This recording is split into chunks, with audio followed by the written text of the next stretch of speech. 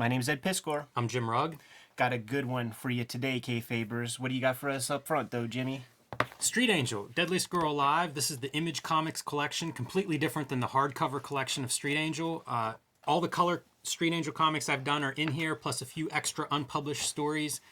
Get it wherever comics are sold. It's a ninja on a skateboard. If you like superhero comics, this should scratch that itch. Patreon.com/Ed Piskor is where I'm serializing my current comics project, Red Room. I think this might be a cover for one of the issues that we'll see print later this year, 2021. But if you want to check out the strips before anybody else, $3 get you the archive, patreon.com/Ed Piskor. In today's video, Jimmy, Star Slammers, the complete collection, coming to you from IDW, collects all of the Star Slammers work that Walt Simonson has done. Hey, is my thing signed? Hey, that's awesome if it really is, unless they're kayfabing me right there, man. So this collects the Marvel graphic novel, some of the Dark Horse Presents stories, the Bravura Malibu comic, but the reason we're showing it off today is because we're big fans of digging deep and locating the earliest works possible from cartoonists we dig. And I acknowledge it's a crime that we haven't covered more Walt Simonson work on the channel. We will be doing so for sure. But we have the original Star Slammers comic, the legendary Star Slammers comic that we would hear about in interview after interview. Editors talked about his Star Slammers comic that he did at RISD. Every interview that Walt Simonson ever did, he mentioned the Star Slammers comic that he did as an amateur in... like he was a part of science fiction fandom, and it would be serialized in like newsletters and places like that.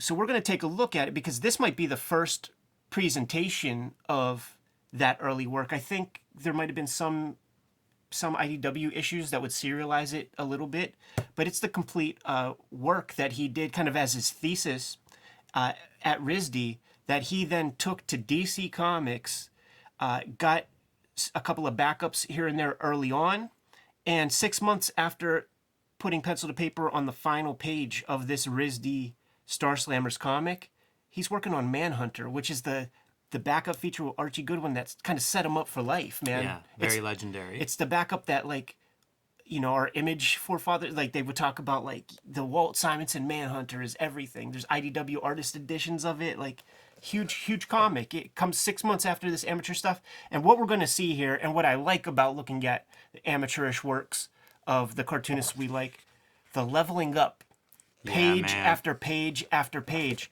He mentions in the introduction, like, where his interests were at this time.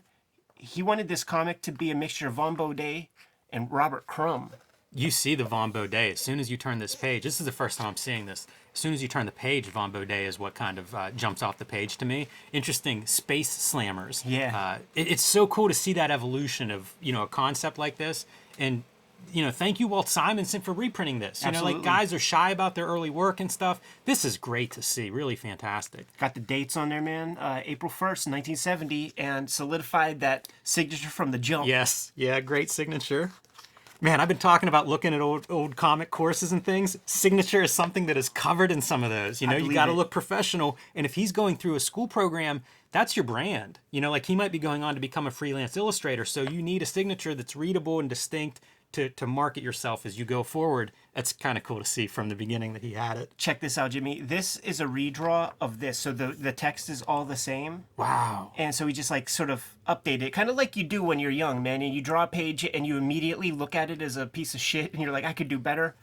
He took that chance. You know, he did better. I love this because this is, like, total, like, fanzine kind of illustration right there. I like a lot of this original page. I think that's a cool graphic, and I think that panel really works as being dynamic.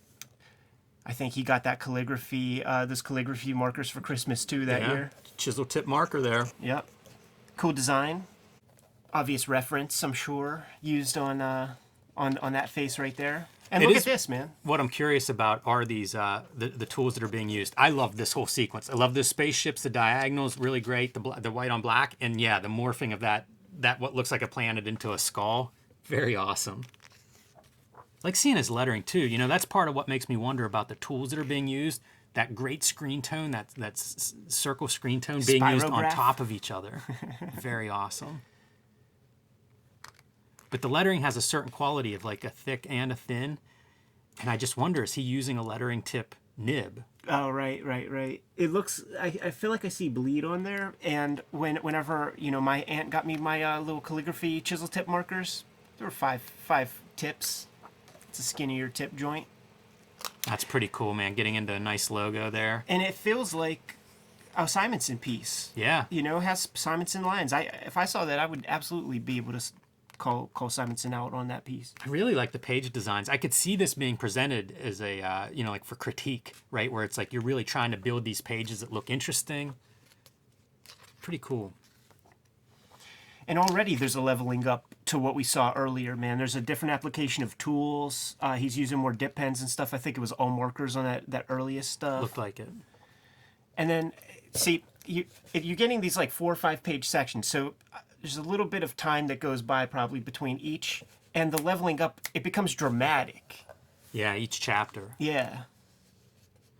He does some stuff that's very confident. The way these pages are not overly like crammed, I think is a pretty strong indicator. I wonder what kind of feedback he's getting from like his advisors or his classmates. I'm sure he found some other people that were into comics there. They must have been just egging him on. RISD's a good school, man. Another Von Baudet. Like, it's like Von Baudet, but with Simonson texture and stuff. But this is like, you know what this is? This is like the Ralph Bakshi Von Baudet, like Yeah. Wizards, kind of. Great foreshortening on that spaceship. Totally. Great design. And once again, still feels Simonson-ish even in 1970. That's a strong title page. Yeah. See this DC bidding committee thing? This is part of his sci-fi fandom, like, book club that he was a part of. That's a bold page layout. Like for a young cartoonist to do that's pretty striking to me. It's almost thinking in terms of print. Right. Or thinking in terms of placement and, whatever that sci-fi zine publication where it's going. Look at this little piece of psychedelia. I like that. I don't know what that is, if that's drawn or if that's some kind of screen. It looks like a screen. Like, it looks so perfect. Yeah, that's neat. He's starting to appreciate reference a little bit more, I would say. Pose and Friends and stuff. Another reference to that bidding committee Yeah. publication, I guess, or group. Yeah, that's amazing. I really like that. That might be my favorite title page so far. Yeah, and look at this, man, playing around with font. That's some real lettering there. Yeah, it is. This is awesome. Yeah, it's super cool. It's great to see like a student really going for it. He's really becoming Walt Simonson here. There's so much good shit. Like that lettering is a really nice detail. Both of these pages very strong. And you can see him. Like some of the lines in this drawing are, you could find those in Fantastic Four. The compositions as well, like these ships in like a dramatic Great hand. perspective. That looks like a hand. Like he figured out how to do hands. Right. What's funny is I see bits of stuff that look like Chaykin. And if this is 1970, I don't know that Chaykin's... Chaykin yet. I don't know if he's even published yet in 1970. So it's not like he's pulling from Chaykin. It must be that maybe those guys have some common influences. Right, I see. Or sensibility or something. Got a little zipatone. That's a cool drawing. Great face, yeah. That Star Slammer's very confident in your lettering on that page. That texture that we all used at one time or another.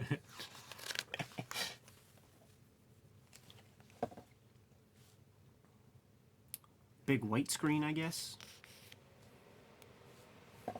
That's fun, just like trying to use materials. Jimmy, we started off here. Yeah. We're here now. Is he still dating stuff? This is 71, it looks like. November 71, so maybe a year.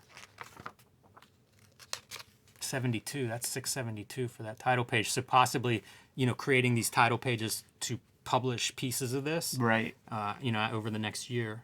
Yeah, because still 71 with the... Wow. Yeah. Wow. That's very professional. I laugh because it's like, oh, fuck, I can't even draw this good yet. Those pages are really getting sophisticated. Awesome design. The use of screen tone on this page. So now you're getting like a very strong black, white, and gray.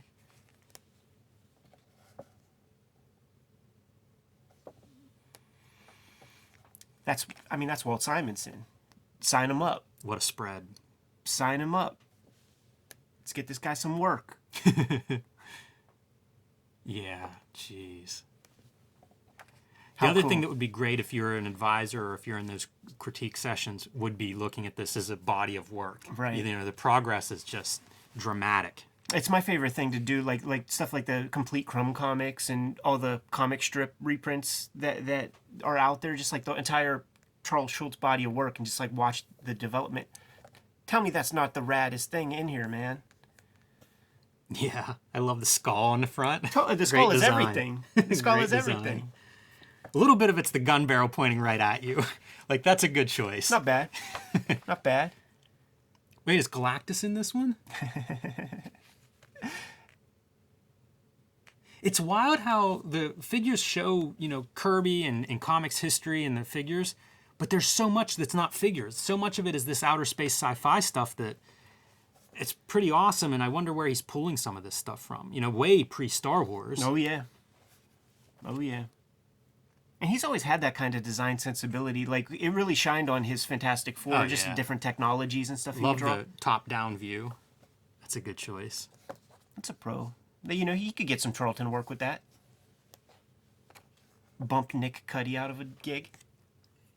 It's a good panel composition with the guy in the foreground. Yeah, Low this angle. one too. That standing figure, cool outfit. Yeah, I feel like he would do stuff like this. Like, you would see some of this stuff in Manhunter. I dig it, man. It's when does Heavy Metal even, I wonder what he's 5 looking years. at. Yeah, it's wild stuff, man. But this is the reason why we had to do the video. This is the reason why you guys should definitely get your hands on this I would book. be curious, you know, the people posting comments on this one, what are the influences that you see in these pages that are, you know, 70, 71? Like, what's he pulling from? Because it's so distinct visually. It's, you know, I'm sure there's some references that I'm not familiar with. Right. But I look at it and just see a guy who looks like he's inventing some stuff there on the page. Yeah, for sure, man. Very exciting. Yeah, had to dust this off, had to put it under the microscope, Jimmy. I always find it extremely inspiring to see the early efforts of the cartoonists that I agree. dig. And it's double awesome whenever you can see their hand Yeah. in those early examples. Because a lot of times, guys aren't that, you know, they don't have those stylistic ticks that we learn to love about them. That's true. Simonson's on display, man. He's Walt Simonson early on. That's for sure, man. Wow. Kayfabers, like, follow, subscribe to the YouTube channel. Hit the bell, will notify you when new vids are available. What do you got in stores, Jimmy? Street Angel, Deadliest Girl Alive, The Plain Janes, and Octobriana 1976, all available wherever you get comics. Patreon.com/Ed Piskor, where I'm serialized in Red Room. My 2020 efforts were the Ed Piskor Studio Edition and X-Men Grand Design Omnibus. Both are out there in the wild. The Omnibus is sold out, but if you see it in the shop, scoop it up. Subscribe to Cartoonist Kayfabe e-newsletter at the links below this video to keep up with everything we have going on. You can find Cartoonist Kayfabe t-shirts and merchandise at the links below this video. Give them one more set of marching orders, Jimmy. We'll be on our way. Read more comics.